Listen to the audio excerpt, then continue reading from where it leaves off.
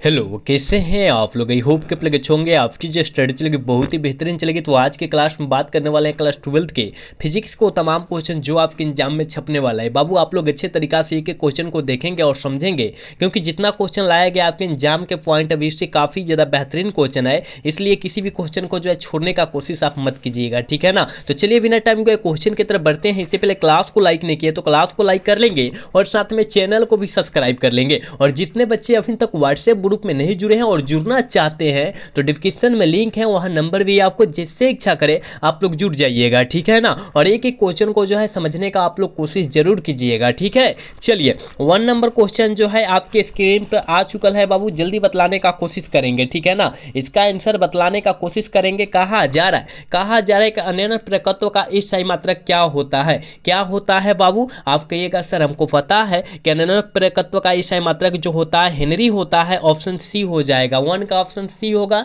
याद रखिएगा पूछा जाएगा कि 1 हेनरी बराबर जो होता है कितना के बराबर होता है, ठीक है ना। आप कहिएगा 1 हेनरी बराबर 10 के पावर 3 mH के बराबर होता है। याद रखिएगा, ठीक है। आप याद रखने का कोशिश कीजिए। हम जितना साइड से क्वेश्चन आपको दे रहे हैं करा रहे हैं उस क्वेश्चन को आप याद रखने का कोशिश करेंगे, ठीक है। चलिए अगला क्वेश्चन की तरफ बात करते हैं। 2 का आंसर जल्दी बतलाइएगा। कहा जा रहा है विद्युत चुंबकीय प्रेरण की घटना के आविष्कारक कौन थे। जल्दी बतलाइएगा कौन थे बाबू। आपके हमको पता है कि चुंबकीय प्रेरण का आविष्कारक जो है याद रखिएगा फैराडे, माइकल फैराडे होता है। याद रखिएगा ऑप्शन बी सही हो जाएगा, ठीक है। 2 का ऑप्शन बाबू बी होगा। याद रखिएगा हम जितने क्वेश्चन की चर्चा करें बतला रहे उस क्वेश्चन को आप याद रखने का कोशिश जरूर करेंगे बाबू। एक भी क्वेश्चन को नजरअंदाज मत कीजिएगा आप लोग, ठीक है। चलिए अगला क्वेश्चन जल्दी बतलाइएगा 3 का आंसर क्या होने वाला है, ठीक है। आज जरा लेंज का नियम का पालन करता है कौन, जो है लेंज के नियम को पालन करता है बाबू। आप कहिएगा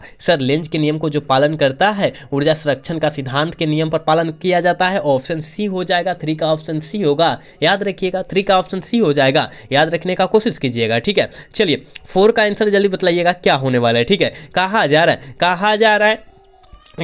रहा है ना कि 20 cm और 40 cm फोकस दूरी वाले 2 उत्तल लेंस के संयोजन समतुल्य की लेंसों की क्षमता जो होती है वो कितना होता है, ठीक है। आप कहिएगा सर वो जो होता है हमको पता है प्लस 2.5 डाइऑप्टर होता है। कहीं दिया है कहिएगा हाँ सर ऑप्शन सी में दिया है। ऑप्शन सी हो जाएगा, ठीक है। क्योंकि यहाँ पर जो है F1 और F2 का मान दे दिया है। कितना F1 F2 का मान दे दिया है। F1 का ही दिया है, F1 का ही दिया है। आप याद कर लीजिए क्षमता यहाँ से याद कर लीजिए आप लोग, है ना। तो आप याद रख लीजिएगा यहाँ से। चलिए कहा जा रहा है 5 नंबर क्वेश्चन में बाबू के प्रकाश वर्ष का मान बराबर होता है कितने के बराबर होता है। हम जानते हैं कि प्रकाश वर्ष का मान जो बराबर होता है 9.946 गुने 10 के पावर कितना का होता है बाबू 10 के पावर 15 m के बराबर, मतलब मीटर के बराबर होता है। यानी ऑप्शन ए वाला सही हो जाएगा। और पूछा जाएगा कि प्रकाश वर्ष का जो होता है इकाई जो होती है क्या होती है, तो दूरी मारिएगा। क्या बाबू दूरी मारिएगा, याद रखिएगा, ठीक है ना। याद रखने का कोशिश कीजिए हम जितना क्वेश्चन आपके बीच करा रहे हैं, ठीक है।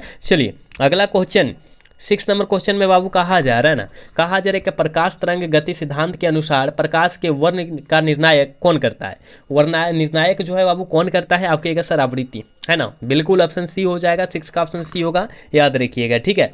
चलिए 7 नंबर क्वेश्चन में कहा जा रहा है किसी बिंदुत्व स्रोत से परिमित दूरी पर तरंगाग्र होता है। तरंगाग्र क्या होता है आप सभी को पता है कि तरंगाग्र जो होता है गोलाकार होता है, ठीक है ना। गोलाकार होता है बिल्कुल। 7 का ऑप्शन जो बचवा ये टिक कर रहा है बिल्कुल सही होगा। याद रखिएगा जितने बच्चे अभी तक क्लास को लाइक नहीं किए बाबू आप लोग क्लास को लाइक कर लीजिए, क्योंकि आप सभी के लिए हम लोग काफ़ी ज़्यादा मेहनत करते हैं लेकिन आप लोग जो है क्लास को लाइक नहीं करते हैं, ठीक है। तो आप लोग से रिक्वेस्ट है कि बाबू आप क्लास को लाइक कर लीजिएगा, ठीक है ना। चलिए अगला क्वेश्चन 8 नंबर क्वेश्चन में कहा जा रहा है ना पूर्णांक अतिरिक्त प्रवर्तन की स्थिति में प्रवर्तन गुणांक का मान होगा। क्या होगा प्रवर्तन गुणांक का मान जो होता है वो कितना होता है बाबू जल्दी बतलाइएगा, ठीक है। अनंत होता है क्या, अनंत होता है नहीं 1 होता है बाबू। ऑप्शन बी हो जाएगा, ठीक है। 8 का ऑप्शन बी होगा। याद रखिएगा, ठीक है ना, क्योंकि यहाँ प्रवर्तन गुणांक का मान पूछा गया है। याद रखिएगा धातु का प्रवैधुतांक नहीं पूछा गया है। याद रखिएगा पूर्ण आंतरिक प्रवर्तन का पूछा गया, मतलब 1 होता है। याद रखिएगा, ठीक है। चलिए अगला क्वेश्चन नाइन का आंसर बतलाइएगा।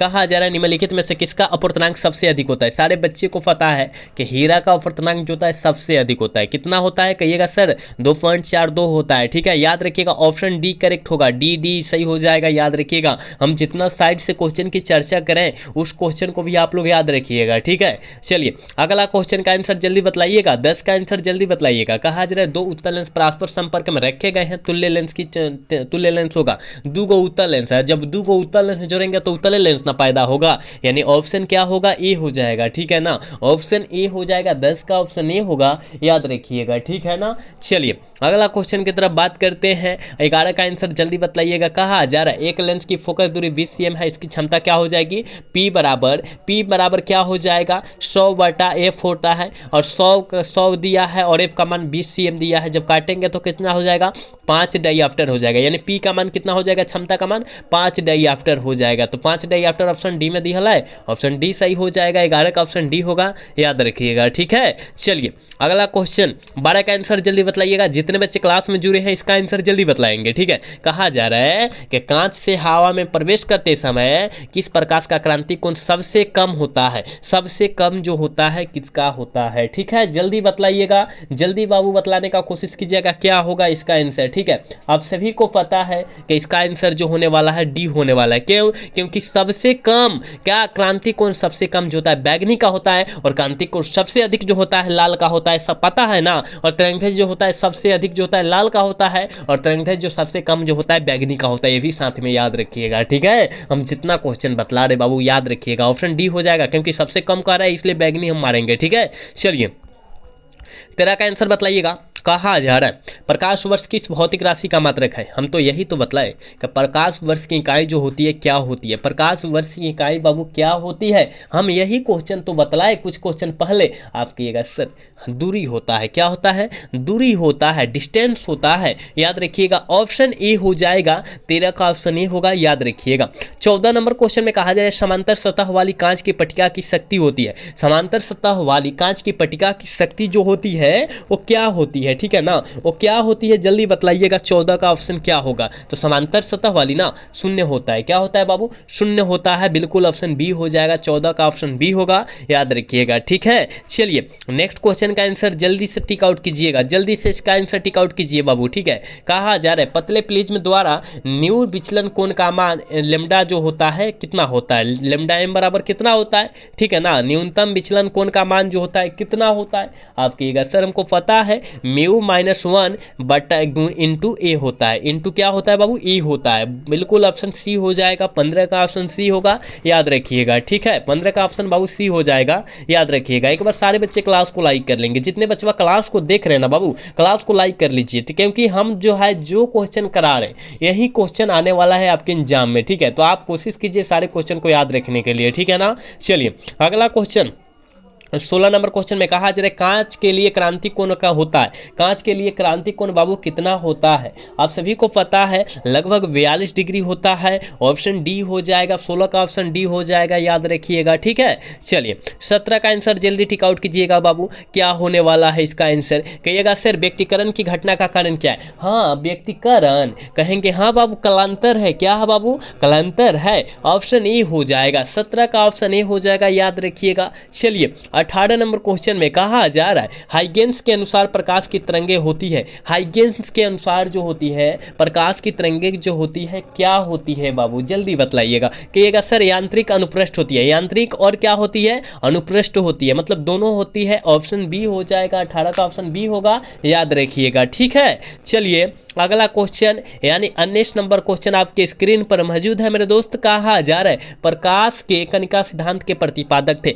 प्रकाश के कणिका सिद्धांत के प्रतिपादक कौन थे। कहिएगा न्यूटन साहब। कौन भाई, न्यूटन साहब थे, बिल्कुल ऑप्शन बी हो जाएगा। 19 का ऑप्शन बी होगा, याद रखिएगा। चलिए 20 नंबर क्वेश्चन में कहा जा रहा है कि साबुन का बुलबुला सूर्य के प्रकाश के रंगीन दिखाई देता है, इसका कारण क्या है, इसका कारण क्या है बाबू। आप कहिएगा सर इसका कारण क्या करे, साबुन का बुलबुला और सूर्य के प्रकाश में, यानी प्रकाश का व्यक्तिकरण है बाबू, क्या है, प्रकाश का व्यक्तिकरण है, ऑप्शन सी करेक्ट हो जाएगा, याद रखिएगा। ठीक है, 20 का ऑप्शन सी होगा, याद रखिएगा। चलिए 21 नंबर क्वेश्चन में कहा जा रहा है जब प्रकाश की किरण एक अवरोध के किनारे मुड़ती है तो यह क्रिया कहलाती है। यह क्रिया क्या कहलाती है आपकी? सर यह क्रिया विवर्तन, प्रकाश का विवर्तन कहलाती है। बिल्कुल ऑप्शन बी हो जाएगा, याद रखिएगा। किसका ऑप्शन बी हो जाएगा, याद रखिएगा, ठीक है ना। चलिए बाबू अगला क्वेश्चन की तरफ हम लोग बात करते हैं। और 22 नंबर क्वेश्चन में कहा जा रहा है जीवाश्म की आयु पता की जाती है। आप सभी इसका आंसर टिक आउट करेंगे बाबू कि जीवाश्म की आयु जो है किनके द्वारा हम लोग पता करते हैं। कहिएगा सर कार्बन डेटिंग से। हाँ बिल्कुल ऑप्शन ए हो जाएगा, 22 का ऑप्शन ए होगा, याद रखिएगा, ठीक है। चलिए 23 नंबर क्वेश्चन में कहा जा रहा है समतल ध्रुवित प्रकाश में कंपन होता है। समतल ध्रुवित प्रकाश में कंपन जो होता है किसके कारण होता है? कहिएगा सर हमको पता है ये जो होता है केवल एक दिशा में होता है। किसमें होता है बाबू? केवल एक दिशा में होता है। बिल्कुल ऑप्शन बी हो जाएगा, 23 का ऑप्शन बी होगा, याद रखिएगा, ठीक है ना। चलिए अगला क्वेश्चन 24 नंबर क्वेश्चन में कहा जा रहा है निम्नलिखित में किस भौतिक राशि का पुनर्विवर्तन प्रकाश का व्यक्तीकरण से होता है? प्रकाश का व्यक्तीकरण से होता है, किसका होता है जल्दी बताइएगा। 24 का ऑप्शन क्या होगा, जल्दी बतलाने का कोशिश कीजिएगा। ये तीव्रता से होता है बाबू, ठीक है ना। पुनर्विवर्तन जो होता है वो जो होता है तीव्रता से होता है। बिल्कुल ऑप्शन क्या होगा, बी हो जाएगा, 24 का ऑप्शन बी होगा, याद रखिएगा, ठीक है। आप याद रखने का कोशिश करें, सारे क्वेश्चन को याद रखने का कोशिश करें, क्योंकि सारे क्वेश्चन आपके एग्जाम के लिए काफी ज्यादा फायदेमंद क्वेश्चन है। तो आप कोशिश कीजिए कि एक भी क्वेश्चन को हम लोग न छोड़े और जितना क्वेश्चन हम करा रहे हैं उस क्वेश्चन को किसी भी हाल में और किसी परिस्थिति में देख ले, ठीक है ना। चलिए अगला क्वेश्चन 25 का आंसर बताइएगा। कहा जा रहा है फोटो इलेक्ट्रिक प्रभाव में प्रकाश विद्युत धारा स्वतंत्र होता है। प्रकाश विद्युत धारा स्वतंत्र किसके कारण होता है? आप कहिएगा सर कहे कि आपतित प्रकाश की आवृत्ति से होता है। बिल्कुल ऑप्शन डी हो जाएगा, 25 का ऑप्शन डी होगा, याद रखिएगा। चलिए अगला क्वेश्चन 26 नंबर क्वेश्चन में कहा जा रहा है एक ही तरंगदैर्घ्य के इलेक्ट्रॉन तथा प्रोटॉन की कौन सी भौतिक राशि समान होती है? कौन सी भौतिक राशि जो होती है समान होती है? कहिएगा संवेग। क्या बाबू? संवेग, याद रखिएगा, संवेग हो जाएगा, ऑप्शन सी हो जाएगा, ठीक है ना। ऑप्शन 26 का सी होगा, याद रखिएगा। नेक्स्ट क्वेश्चन 27 का आंसर जल्दी बतलाइएगा। कहा जा रहा है पूर्ण तरंग डिस्टकारक में उपयोग होता है। डिस्टकारक में क्या उपयोग होता है जल्दी बतलाइएगा। आप कहिएगा सर 2 गो डायोड होता है डिस्टकारक में, जो है हम लोग 2 गो डायोड का उपयोग करते हैं। एक जो है धन डायोड, क्या बाबू? धन डायोड, एक ऋण डायोड, ठीक है ना। तो 2 डायोड का उपयोग किया जाता है, ठीक है ना, याद रखने का कोशिश कीजिएगा। ऑप्शन ए हो जाएगा, ठीक है। 27 का बाबू ऑप्शन ए होगा, याद रखिएगा। चलिए 28 का आंसर बतलाइएगा। इलेक्ट्रॉन वोल्ट द्वारा मापा जाता है। इलेक्ट्रॉन वोल्ट को ईवी कहते हैं इंग्लिश में, ठीक है। तो ईवी द्वारा क्या मापा जाता है बाबू? तो इलेक्ट्रॉन वोल्ट द्वारा हम लोग किसको मापते हैं? कहिएगा सर ऊर्जा। बिल्कुल ऊर्जा, बिल्कुल ऑप्शन डी हो जाएगा 28 का, ठीक है। 28 का डी होगा, याद रखिएगा। एक बार सारे बच्चे क्लास को लाइक कर लीजिए। जितने बच्चे मेरे क्लास को देख रहे हैं सारे बच्चे से रिक्वेस्ट है बाबू आप लोग क्लास को लाइक कर लीजिए, ठीक है ना।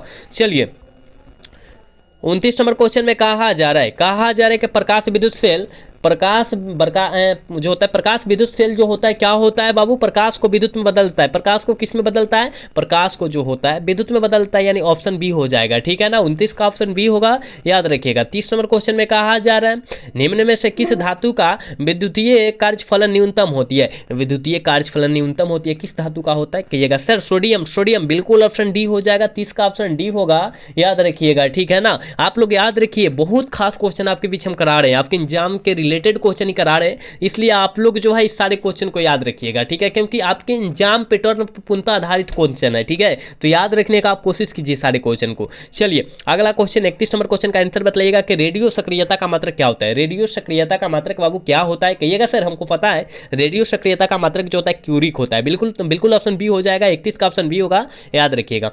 चलिए 32 नंबर क्वेश्चन में कहा जा रहा है किसी परमाणु का नाभिक बना होता है। किसी परमाणु का नाभिक जो होता है किससे बना होता है? आप कहिएगा सर प्रोटॉन और न्यूट्रॉन से बना होता है। कह दिया है क्या? किसी नाभिक का जो होता है परमाणु का नाभिक जो बना होता है प्रोटॉन और न्यूट्रॉन से बना होता है। बिल्कुल ऑप्शन डी हो जाएगा, डी में दिया है, डी हो जाएगा 32 का, ठीक है ना।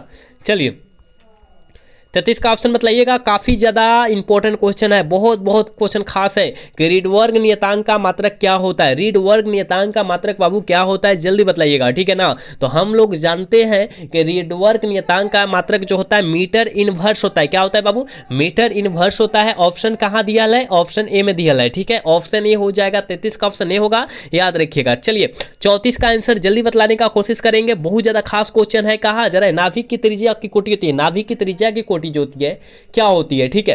आपके अगस्त से नाभिक की त्रिज्या की कोटि जो होती है 10 के पावर -15 मीटर होती है। कहीं दिया है? कहिएगा हाँ सर, ऑप्शन बी में दिया है, ऑप्शन बी वाला सही होगा। 34 का ऑप्शन बी हो जाएगा, याद रखिएगा, ठीक है। नेक्स्ट क्वेश्चन 35 का आंसर जल्दी बताइएगा, आज का क्लास के लास्ट क्वेश्चन भी है। कहा जा रहा है हाइड्रोजन स्पेक्ट्रम में जब संक्रमण की उच्च कक्षा से दूसरी कक्षा में तो प्राप्त होती है में होता है तो क्या प्राप्त होता है ना, क्या प्राप्त होता है? कहिएगा सर ये जो है बामर श्रेणी प्राप्त होता है। क्या होता है? बामर श्रेणी प्राप्त होता है। ऑप्शन बी सही हो जाएगा, ठीक है ना।